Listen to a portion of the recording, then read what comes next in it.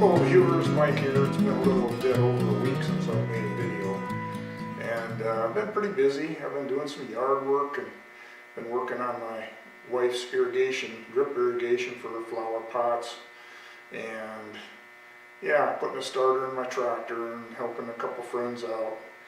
And but I'm back on it now, and you can see I have got most of the saw in the primer now.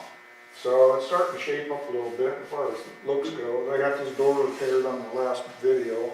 There's still a dent down there. I decided I'm going to leave that. It just adds character. There's another little dent up there I didn't even know was there. I think I'll leave that.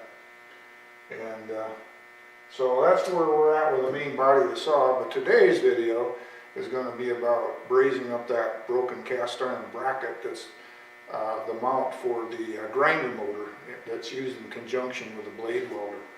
So hold on just a moment and I'll show you what that's all about. And this is the bracket that I was talking about here, and I find that the best way to repair something like this is with braze. I haven't had real good luck with cast iron welding. I think I want to add a little more material than probably I can reasonably do with TIG brazing. So I'll just do some torch brazing on this, and we'll V this all out real good so that we've got a good fillet of brass in there.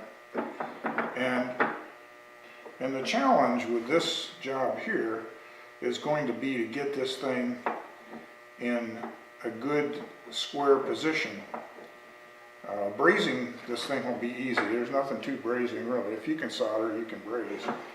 But if you look here, it doesn't really seem to register real well. I can rock this thing back and forth. I can't really feel when it's at its correct position. So I may have to fixture this thing. So I'll have to come up with something.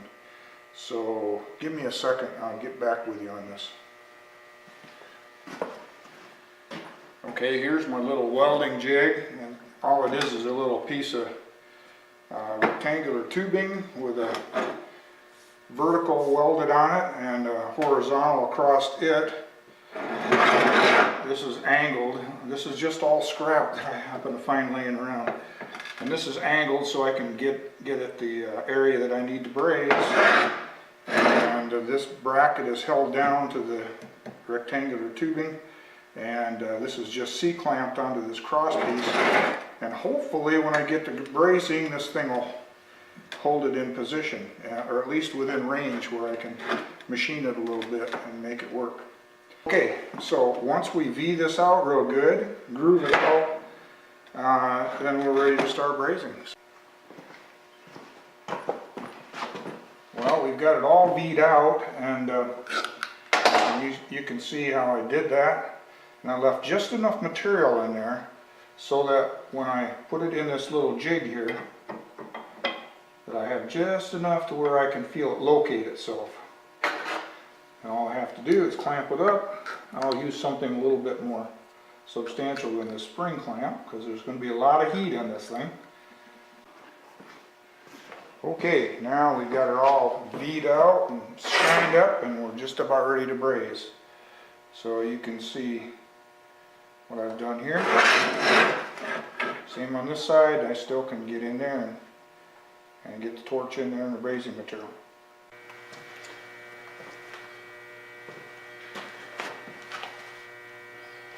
Okay, in preparation for brazing this up, I've got 2 rods prepared. I like to take my phosphorus bronze rods, and I like to polish them up with an abrasive cloth, make them shiny. I even do that on my aluminum TIG rod. It might be overkill, but you can't be too careful.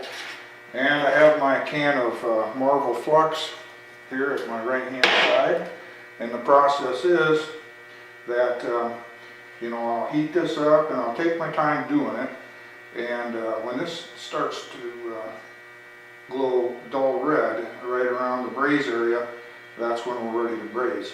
Then I'll heat my rod up a little bit. I'll dip it in to the flux, which will stick to the rod, and then back over to the braze joint and begin to braze that on. I'll do one side, and when I'm happy with that, I'll take it, flip it over, and we'll do the other side. And I have my old Smith torch here that I love. It's obsolete. I can't get it rebuilt anymore.